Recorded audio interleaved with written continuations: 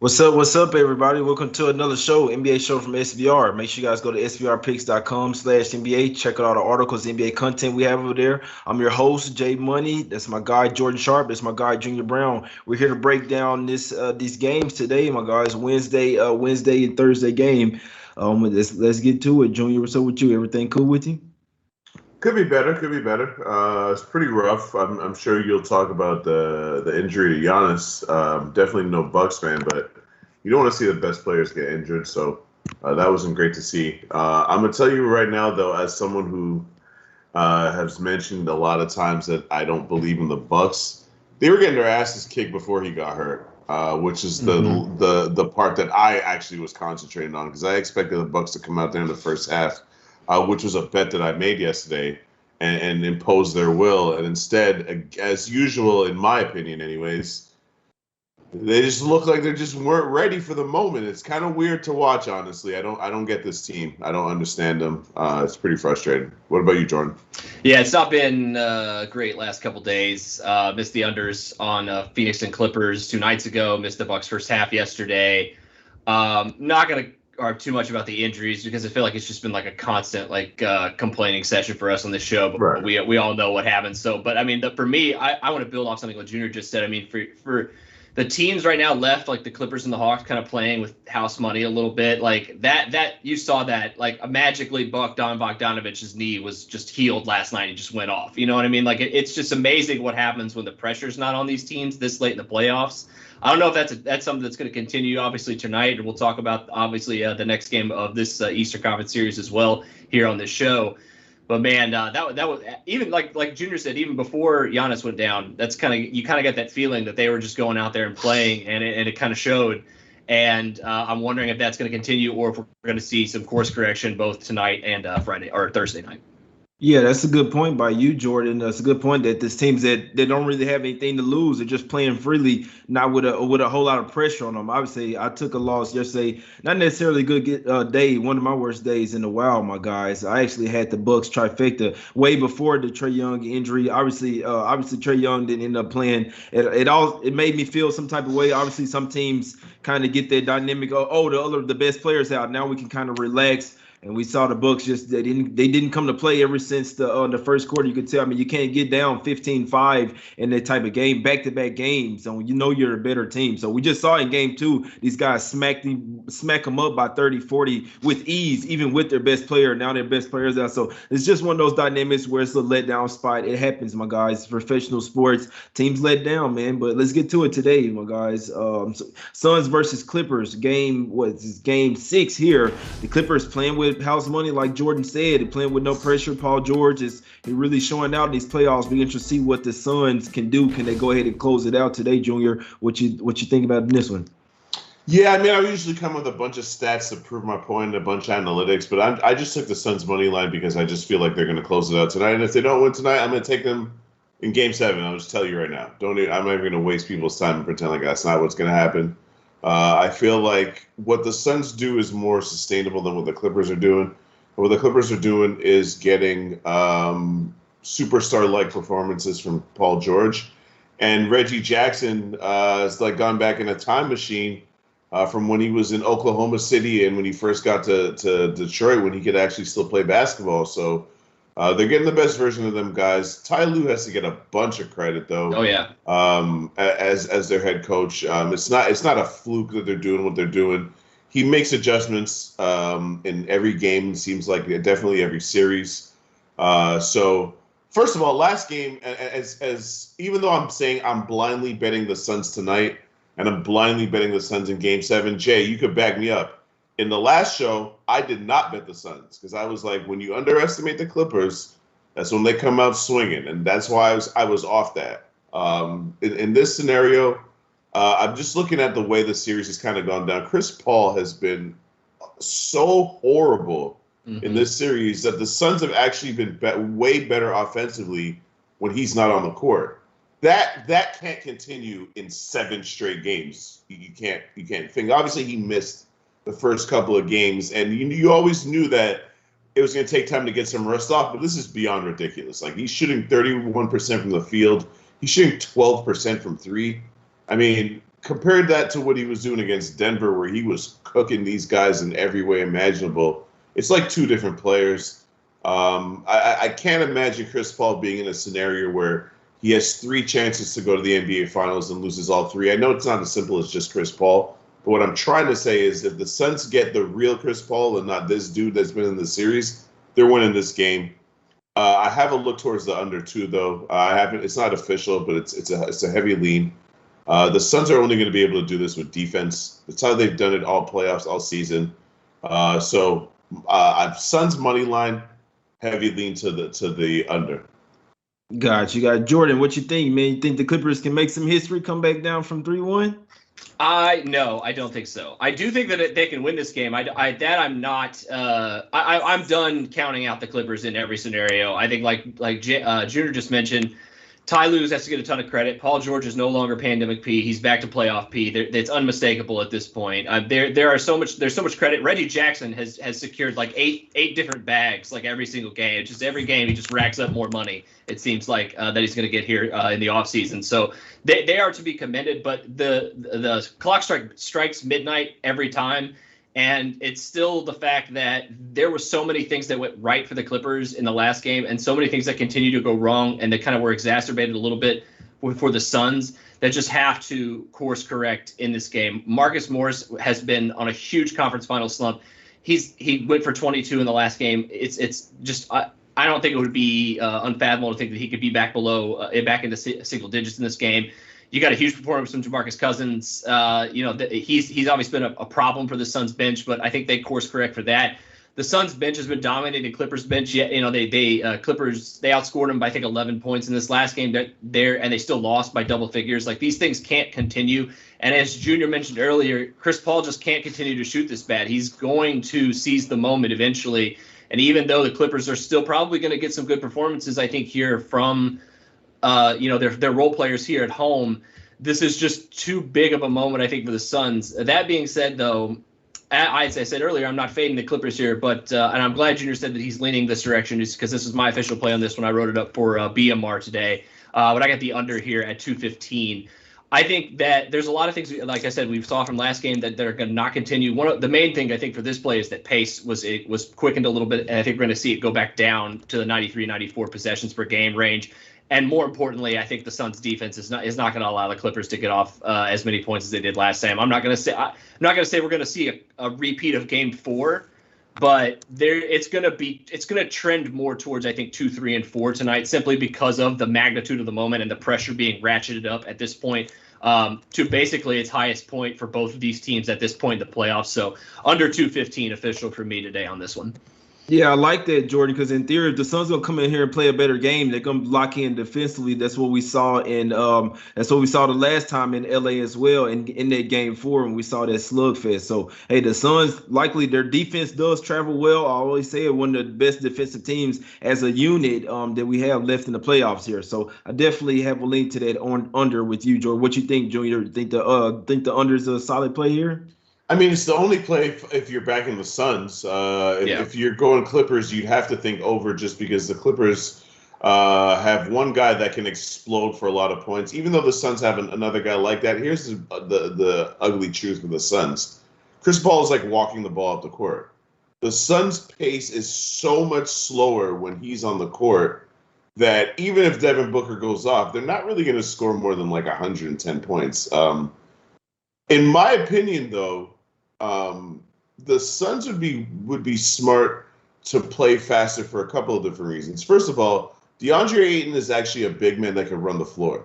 So it's not like if they play a bit faster, that would bother Ayton. I think he would get way more easier baskets. He only had 9 shots in the last game. And forgive me and correct me if I'm wrong. Has this guy not been, I mean, I'm not going to say dominant, but has he not been very, very good literally since the playoffs started? So why would you not try to get him more involved? And Zubac is hurt. Zubac has a sprained MCL. So if it's ever a time you're going to feed DeAndre Ayton, it's now. You know what I'm saying? And why wouldn't you play faster against a Clippers team that they're top heavy when it comes to minutes? Their top guys are playing like 38, 40 plus minutes on a regular basis, bro. Like, I don't really understand what's going on.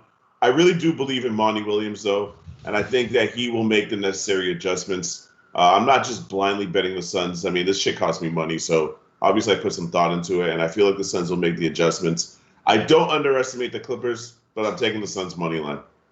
Got you. Yeah, we do know, hey, if Paul George or Rich Jackson has a bad game, then it will likely be over tonight. They need both of those to have a good game. And then you had Cousins coming off the bench having a career game. Morris was hot as well, and that's a good point. It's kind of crazy that the Suns kind of laid down Zubac out, and then you know what I'm saying, now the more Morris minutes. I know he came in and had some hot shots or whatever, but still Aiden kind of got away from what he was doing. No Zubac out there means you're supposed to eat even more. So who knows what goes through these players' heads, especially when they see another player out, my guys. Speaking of, man, let's get to the next game. We got the Hawks versus Bucks. Obviously, huge question mark here. What we're gonna do with what's the status of Giannis here, and obviously Trae Young as well could possibly come back in this game. Jordan, what you thinking in this one? It's game 5, Hawks versus Bucks.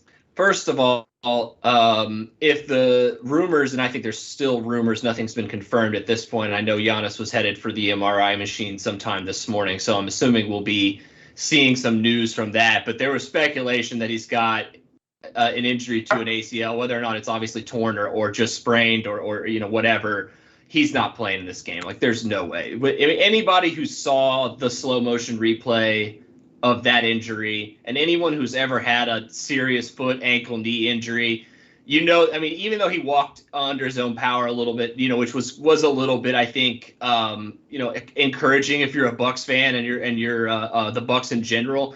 But, you know, with the fact that he's trending more like not playing and Trae Young is trending more towards potentially coming back, I don't see at this point, and obviously we got a while until this game happens comparatively with all the injury news to the two superstars that we have in this game.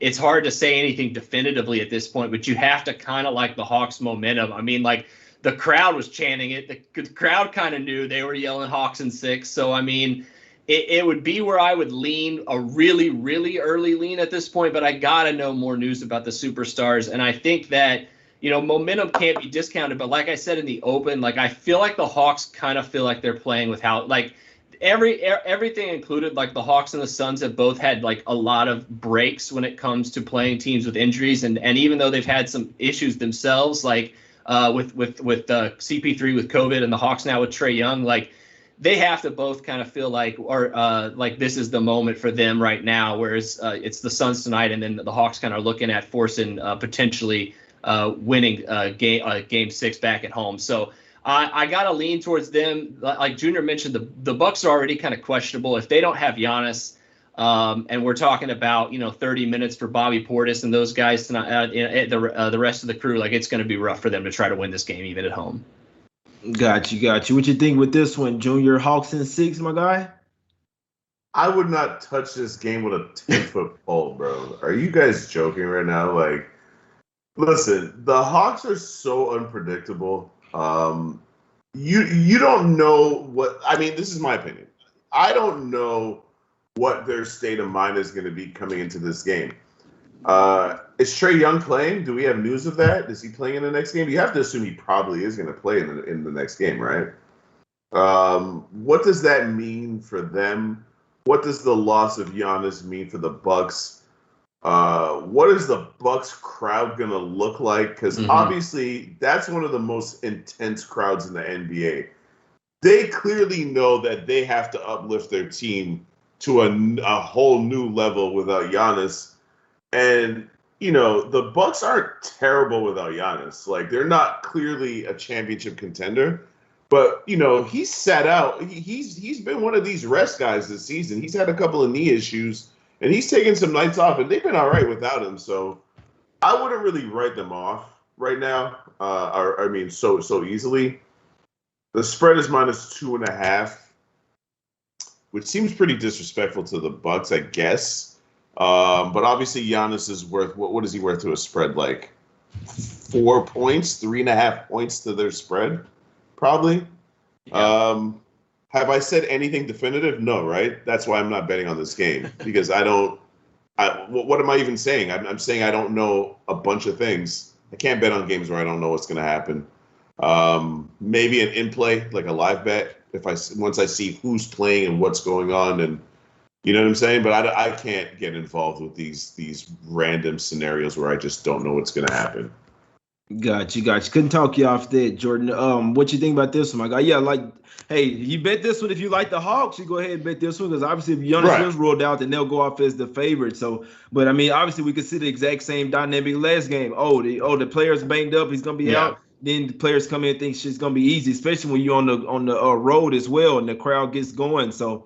Cause see Giannis getting right. I mean, we can't forget that Bucks are without DiVincenzo and Giannis as well. Now those games in the regular season when they didn't have Giannis, DiVincenzo was in there. So now they got a couple ball handlers or whatever and scores out for him. Be interested to see what happens. But it could see the Hawks go on the road and fold Giannis or no Giannis. Obviously, you need a huge game from Holiday and Middleton. So that's where you kind of get to those props, Jordan. Any more words for this one, Jordan? I think like firstly, we've seen the line shorten just a little bit. I'm going to be very interested to see the consensus report for this and see how many bets versus the size of the handle is on the size of the money placed on either side, especially on the Hawks side here. Because if we're leaning towards like 80% of the bets on the Hawks, but only 50%, 60% of the money, that's going to kind of lend me some pause, I think, on this one.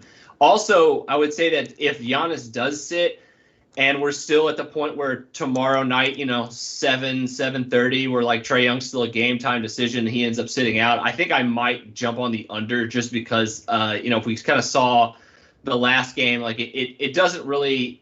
It's gonna. I think the longer this series goes on, it's gonna. If these guys continue to miss, especially Trae Young for the Hawks, as we've talked about, basically he's just kind of put this team on his back occasionally. They didn't need him to do that obviously last game, but that kind of trend continuing, if he sits out again, I will probably be betting against if that's the case. So if I kind of see that like he isn't going to play, or he's like leaning towards the game time decision, I might jump over instead of betting them. ATS probably will bet the under here, but that would be, like I said, it's just as Junior said. I mean, it's just impossible to kind of judge what we're going to be seeing here.